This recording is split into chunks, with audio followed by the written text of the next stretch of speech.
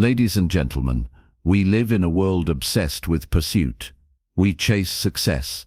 We chase love. We chase happiness. But the harder we run, the further they seem to drift. Let me introduce you to a counterintuitive truth: the reverse law of attracting without seeking. This law is simple yet profound. The things we desire most often come to us, not when we chase them, but when we become the kind of person who naturally attracts them. Think about it. When you desperately want approval, people pull away. But when you're secure in yourself, people are drawn to you. When you obsess over money, it eludes you. But when you're focused on creating value, money finds you. This isn't about passivity, it's about alignment. It's not that you stop desiring, it's that you stop needing. You stop grasping. You cultivate your center, and the world responds. The reverse law asks, what if you became so magnetic, so whole, so aligned, that everything you were chasing started to chase you? The secret is not in the chase, it's in the becoming. It's in releasing resistance, embodying worthiness, and allowing space for what's meant for you to flow into your life, naturally, effortlessly, powerfully. So I challenge you, stop asking how to get what you want, and start asking, who must I become, so that what I want finds me. Thank you. Magnetism over pursuit. In life we're taught that effort equals results. That if we want something, we must pursue it relentlessly, chase it, fight for it, work for it. While this mindset can serve in some arenas, there's another deeper truth often overlooked. The more we chase something, the more it tends to elude us. This is not just poetic irony, it is a psychological and energetic reality. True attraction doesn't begin with pursuit. It begins with presence. It begins with alignment. It begins when we stop striving to grasp something outside of ourselves and start cultivating a state of being that naturally pulls in the experiences, people, and outcomes we desire. This is the essence of magnetism over pursuit.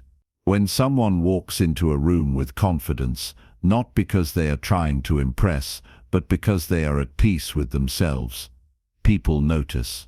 There is something effortlessly magnetic about a person who doesn't need validation, but receives it. The person who isn't desperate for attention often receives the most. Why is that? Because we are wired to be drawn to energy that is secure, whole, and grounded. Pursuit often carries the energy of lack, of neediness, of something missing. Magnetism, on the other hand, is rooted in self-containment and abundance. It doesn't say, I need this to be okay. It says, I'm already okay, and what aligns with me will naturally find its way. This principle is not about laziness or passivity. It doesn't mean you sit back and do nothing. It means your actions come from a place of clarity and abundance, rather than desperation and scarcity. It's the difference between chasing love to feel worthy and becoming so full of self-love that the right kind of love is effortlessly drawn to you. It's the difference between hustling for success to feel important and creating value because you already feel purposeful. The pursuit may bring temporary results, but magnetism brings sustainable, authentic outcomes. There is an invisible force in play that people often ignore: our energy. What we radiate, we attract. If we walk through life with anxiety, fear, or neediness, we subtly push away the very things we hope to invite. People sense it, opportunities sense it. The universe, in its mysterious way, mirrors it back to us. When we're trying too hard, there's an energetic imbalance, and life responds by withholding. But when we become inwardly aligned, when we feel complete regardless of external circumstances, things begin to show up with a strange kind of ease. It's as if the world softens, opens, and flows toward us instead of away from us. This is why some of the most magnetic people are those who are not chasing anything. They are focused on their growth, their joy, their peace. They aren't rushing. They aren't pleading with the universe. They are living with presence, and that presence is powerful. It creates a gravitational pull. Others want to be around them, work with them, love them, follow them, not because they're trying to convince anyone, but because they've become naturally attractive through their energy, not just their appearance or achievements. Magnetism invites us to go inward, to clear the noise, to stop asking, "What must I do to get this?" and start asking, "What must I let go of so that I can allow this?" It's a subtle but profound shift. Instead of using force, we use alignment. Instead of controlling outcomes, we trust timing. Instead of demanding more, we become more. And in doing so, we draw life to us in ways that chasing never could. There is something undeniably elegant about becoming a person who no longer runs after things, but allows them to come. It's not arrogance, it's self-mastery. It's not indifference, it's trust. When you embody the essence of what you want, you become a living invitation for it. You don't need to knock on closed doors because the right ones open for you. This is why magnetism is more sustainable than pursuit. Pursuit burns energy. It's exhausting. It leads to burnout, disillusionment, and often disappointment. Magnetism, by contrast, is regenerative. It fuels you. The more aligned you become, the more powerful your presence, and the less effort you need to make. You still act, but your action is infused with intention, not urgency. In the end, life is not a race to catch what you want before someone else does. It's a journey of becoming so clear, so intentional, so connected to your inner truth, that what you seek begins to find you. This is not fantasy. This is the lived reality of those who have learned to trade grasping for growing, control for flow, chasing for attracting. So instead of asking how hard you need to push, ask how deeply you can align. Instead of looking outward for what's missing, look inward for what's already whole. You are not here to run after things that run from you. You are here to become a presence so magnetic that the right things can't help but find their way to you. Desire without attachment. Desire is a natural part of being human. It moves us, shapes our ambitions, and fuels our evolution. It is the spark behind our dreams and the silent engine behind every goal we set. But as powerful as desire is, it becomes problematic when it transforms into attachment. There's a fine line between wanting something and needing it so badly that we begin to suffer in its absence. True power lies in desiring something deeply while remaining unattached to the outcome. This paradox is at the heart of inner peace and effortless manifestation. Desire without attachment means you can want something with all your heart, a relationship, a career, an opportunity, and yet not be emotionally dependent on it happening exactly the way you envision. It's not about suppressing your desires or pretending you don't care. It's about shifting your relationship with them. You allow the desire to inspire you, to move you forward, but you don't let it control you. You don't give it the power to determine your self-worth, your happiness, or your sense of peace.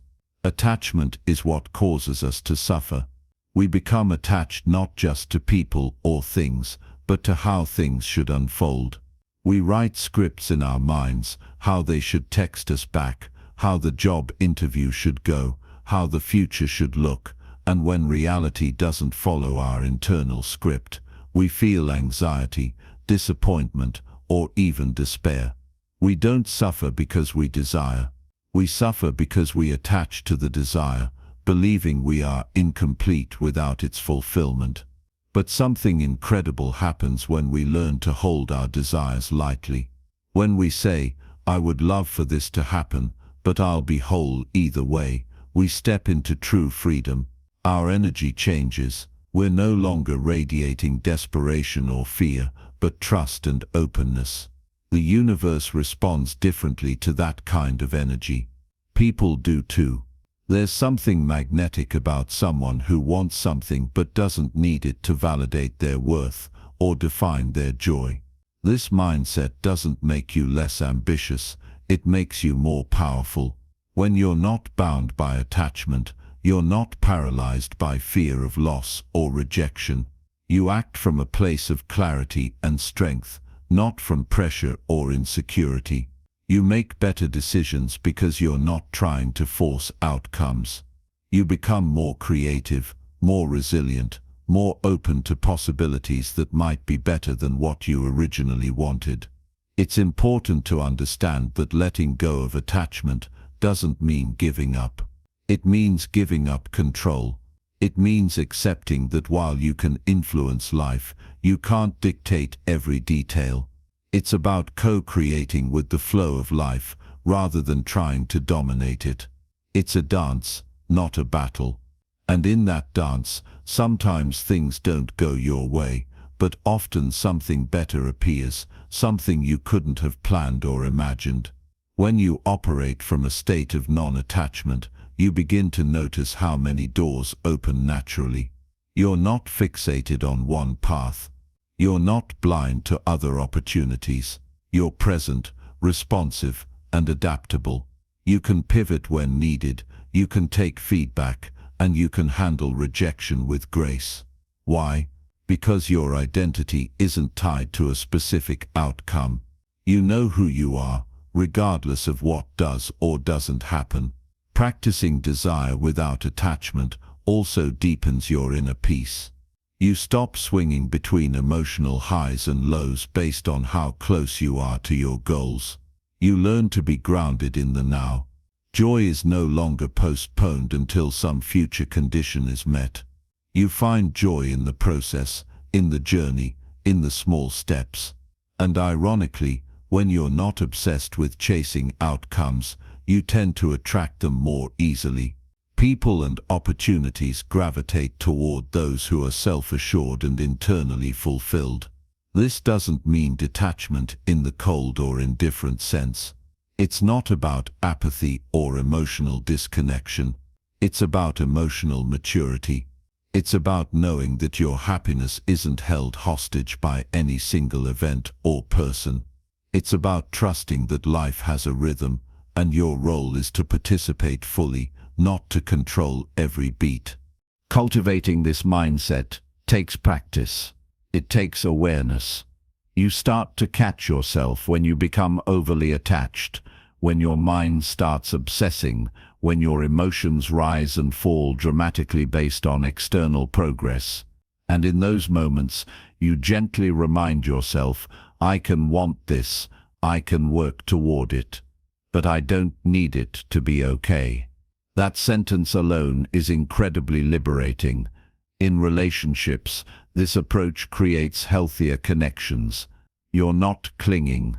You're not putting pressure on the other person to complete you or behave a certain way. You're able to love freely, without fear. And in goals, it allows you to dream big while staying rooted in reality. You become both visionary and grounded. Ambitious but content. Desire without attachment is not a contradiction. It's the most empowered form of desire there is. It's the art of reaching forward with open hands. It's knowing what you want, going after it with intention and heart, and yet trusting that life will bring you exactly what you need, even if it's not what you originally had in mind. And that kind of trust, that kind of surrender, is what turns desire from a source of suffering into a source of strength. Becoming, not gettings. We live in a world obsessed with outcomes, with getting the job, getting the money, getting the partner, getting the recognition. Our culture tells us that the measure of our success is defined by how much we accumulate, how many goals we check off, how quickly we rise to the top. And yet, for all our striving, many of us feel unfulfilled, anxious, or hollow when we finally get the thing we thought would change everything. Why? Because true transformation is never about getting, it's about becoming. Becoming shifts the focus from what is external to what is internal. It asks not, "What can I have?" but "Who can I be?" This is a radical shift in perspective, but one that leads to lasting fulfillment. When we fixate on outcomes, we attach our happiness to something outside ourselves, something that's always in the future. But when we focus on becoming wiser, more grounded, more loving, more capable, we create value from within. And that inner value naturally attracts the external results we were chasing in the first place. Most people believe they'll be happy when they achieve something. They'll feel worthy when they get the title, the house, the applause. But the truth is, anything you acquire without the identity to hold it will eventually slip away. If you win the lottery, but haven't become financially intelligent, the money disappears. If you enter a relationship but haven't developed emotional maturity, it collapses. If you get the promotion but haven't grown into a leader, you'll struggle to maintain that role. What you get must match who you've become, otherwise, the weight of the gift exceeds the strength of the foundation. This is why real change happens from the inside out. Becoming isn't glamorous. It's slow, often uncomfortable, and invisible to the outside world. It involves self-reflection, healing, learning, unlearning, and showing up for yourself even when it's hard. It's the quiet work, waking up early to read, practicing patience in difficult moments, doing the uncomfortable thing because it aligns with your values. These are not things that people applaud in real time, but they are the bricks that build a powerful life. When you commit to becoming, rather than getting, you also free yourself from the frantic pace of comparison. You stop measuring yourself against what others have. You stop chasing validation. Your journey becomes inwardly driven, not outwardly dictated. You realize that the truest form of success is not in accumulation, but in alignment. It's in living a life that reflects your truth, your growth, and your integrity. This mindset also creates resilience. When you focus solely on getting, and things don't go as planned, it feels like failure. But when your focus is on becoming, even setbacks serve a purpose. Rejection teaches resilience. Delays build patience. Mistakes develop wisdom. Every challenge becomes fuel for transformation. You're no longer a victim of circumstances. You're an active participant in your evolution. The beauty of this approach is that when you become what you seek, you don't have to chase. The right things find you. Opportunities open up because you are prepared, not because you manipulated your way into them. Relationships deepen because you are emotionally available, not because you played games. Wealth flows because you've built the mindset and habits that can sustain it. The world responds to who you are, not just what you want. This doesn't mean you stop having goals. It means your goals serve as a mirror, not of what you want to have, but of what you need to become. If you want love, ask yourself, am I embodying love? Am I someone who gives, who listens, who nurtures? If you want success, ask, am I showing up with discipline, creativity, and resilience? If you want peace, ask, am I cultivating peace in my mind and daily life? The external is a reflection of the internal. When you work on the root, the fruit takes care of itself. Becoming also brings joy into the present moment. When you're only focused on getting, you postpone your happiness. You tell yourself you'll feel good when you achieve something, but when you're becoming, you find purpose in the process. Every day becomes meaningful because you're evolving. You celebrate progress, not just outcomes. You begin to enjoy the climb, not just the summit. And that shift alone is life-changing. At its core, becoming is about living with intention. It's about deciding who you want to be and aligning your thoughts, habits, and actions with that vision. It's not always easy. It requires humility to admit where you're falling short and courage to change. But the reward is that you become someone you respect. Someone who doesn't just get things but earns them from the inside out. So instead of asking life to give you more, ask yourself how you can become more. Instead of wishing for shortcuts, embrace the journey. Instead of chasing results, cultivate the character and energy that naturally create those results. Because when you become the person who matches your vision, you won't have to force it. You'll simply live it. And that kind of transformation is far more powerful than any fleeting achievement. It's not just about what you have, it's about who you are. And who you are is something no one can take away. Energy speaks louder than words. We often hear that communication is key, and we tend to focus on what we say, how we say it, and the words we choose. But beneath the surface of every conversation, interaction, and relationship is something far more powerful than language: our energy. Before we speak, people feel us. Before we make a request or explain ourselves, others have already picked up on our internal state. It's not our words that speak the loudest, it's our energy, the unspoken, the vibration behind the message. This truth is often overlooked, but it shapes every outcome in our lives more than we realize. You can say all the right things, follow the perfect script, and still get the wrong response if your energy contradicts your words. If you say you're confident, but your energy carries insecurity, people feel that. If you claim to be calm but your presence is tense or anxious, people sense the dissonance.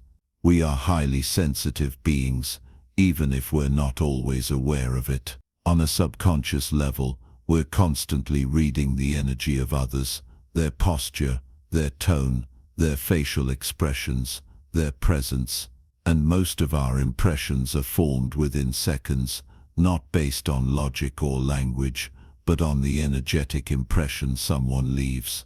This is why some people can walk into a room and command attention without saying a word. They don't need to shout. Their energy does the talking. It's in how they carry themselves, how grounded they are, how clear their presence feels. There's a natural magnetism in authenticity, in alignment, in someone who is fully themselves without needing to convince or perform. On the other hand, we've all met people who try too hard, who say all the right things but something about them feels off. That off feeling is the energetic misalignment, a gap between what they're expressing and what they're embodying. Energy doesn't lie, you can't fake it for long. If you're carrying resentment, fear or insecurity, it seeps into your relationships, your decisions and your environment. If you're grounded in peace, love or clarity, that too is communicated effortlessly. The more self-aware you become, the more you'll notice how your energy impacts others and how theirs impacts you. You'll realize that success, connection, and influence aren't just about external effort, but about internal alignment. When your energy is clean, clear, and congruent with your intentions, you don't have to push so hard. Life flows more easily. People trust you more quickly. Situations resolve more smoothly. Think about the times in your life when someone's presence shifted your mood without them saying anything. A friend sits with you in silence during a difficult moment, and you feel comforted. A stranger smiles, and it lifts your spirits. A leader walks into a room with calm, composed energy, and suddenly everyone else relaxes.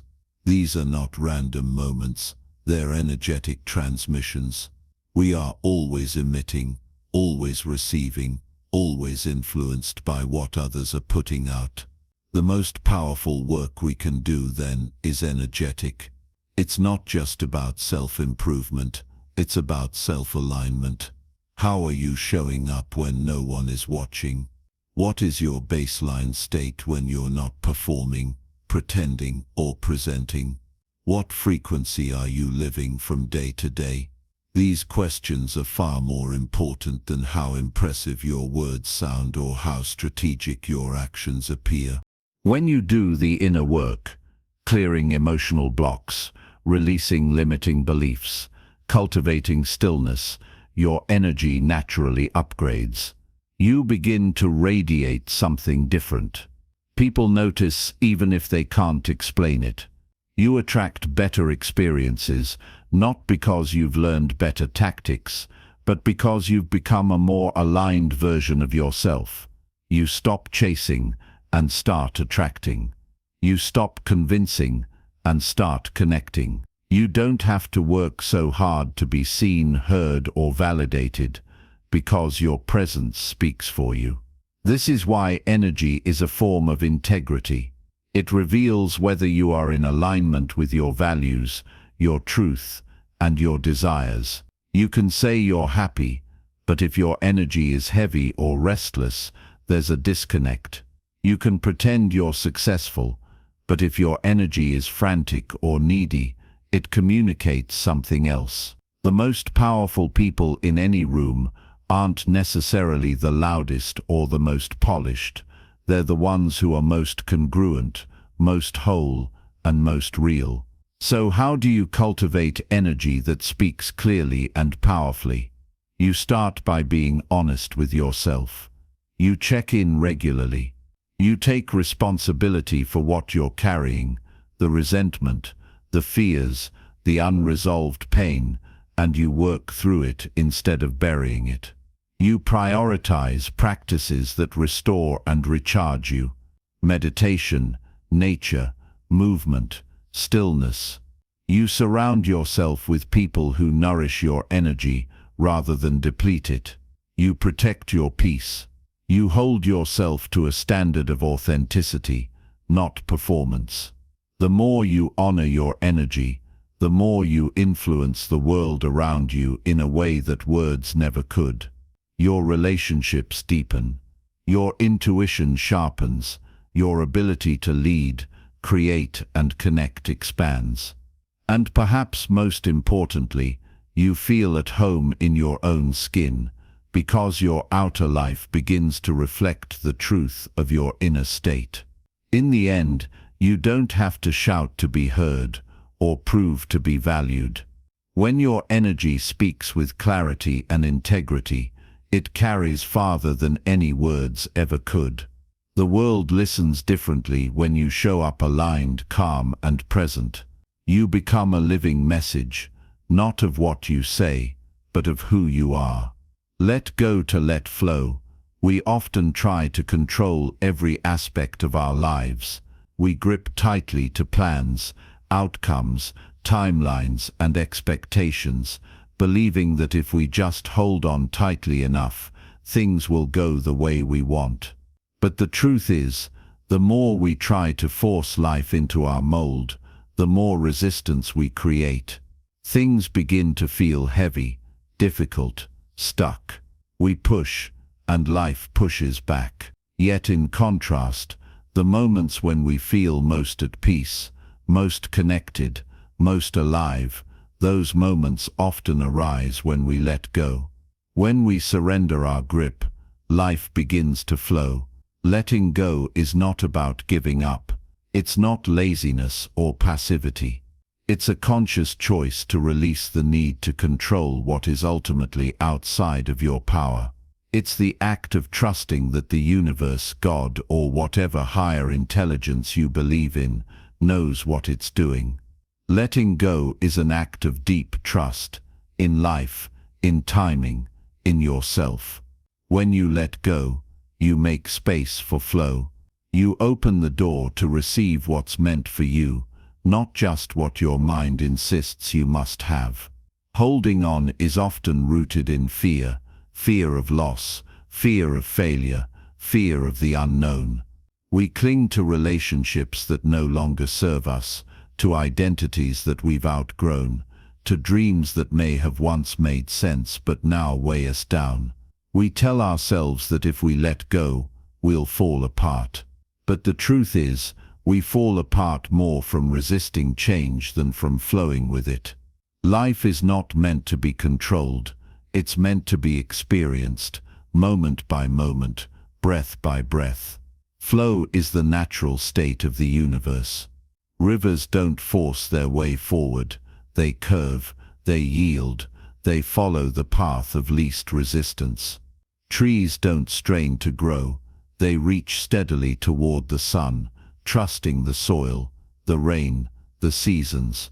We are nature too, and when we align with this deeper rhythm, we discover a way of being that is far more powerful than control, the power of presence, of surrender, of trust. Letting go also means letting go of attachment to outcomes. We often set a goal and attach our happiness to achieving it exactly as we imagined. If anything goes differently, we panic. But what if something better is trying to reach us? What if the delay is actually a redirection? What if the rejection is protection?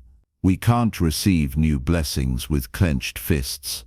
We must loosen our grip, open our hands, and allow life to move. Flow happens when we become available to life's intelligence, when we stop needing to know how everything will unfold, when we stop trying to force people to behave how we want them to, when we stop fighting what is. This doesn't mean becoming passive or careless. It means showing up fully, doing your part, and then letting go of what is not yours to carry. It means releasing the illusion of control and embracing the wisdom of surrender. Some of the greatest breakthroughs in life come not from effort but from release. Think of the times when clarity came the moment you stopped obsessing, or when peace returned after you forgave, or when love entered just after you gave up on chasing it. Letting go creates space, and in that space grace enters, insight enters. Flow begins. Flow is ease, but it's not always easy. It asks for courage. It asks for faith. It asks for a deep inner knowing that even when things don't make sense now, they are working in your favor. And that's the challenge: to trust the unseen, to relax into the unknown, to keep your heart open even when your mind doesn't understand. Letting go is also a returning to yourself, to your truth, to your center. So often we lose ourselves trying to control external situations. We get tangled in stress, pressure, roles and rules. But when we let go, we return to stillness. We remember who we are beyond all the noise. We reconnect with our intuition, with our creativity, with our peace. And from that place we make better choices. We live from alignment instead of anxiety. It's important to note that letting go is not a one-time act. It's a practice. You might have to let go 100 times a day. Letting go of the need to prove yourself. Letting go of needing someone to change. Letting go of a past hurt that's trying to keep your heart closed. Each time you release, you become lighter. Each time you trust, you become stronger.